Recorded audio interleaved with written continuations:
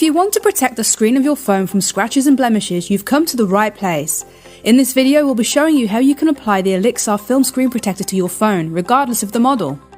We will be demonstrating using devices from Apple, Samsung, Huawei and Google, and while these handsets are all very different and may differ to what you have, the process is still the same regardless of what you have at the moment. Your application pack is going to look a little like this, containing 2 film screen protectors and the installation tools. Some of our packs have a yellow film protecting the protector itself, but this peels away during the installation, leaving you with a clear screen protector. To begin with, use the cleaning wipe to give your phone screen a thorough wipe down. Doing this will remove any dirt that may be on your screen.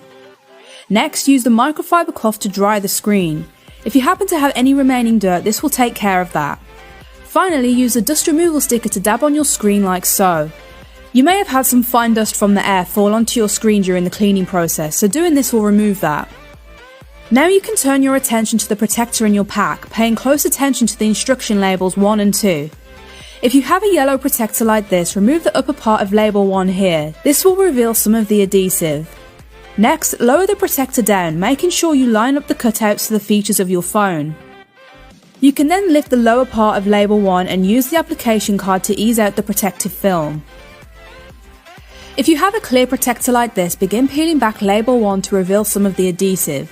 Next, line up the protector to the cutouts of your phone and use the application card to push the protective film out down the phone.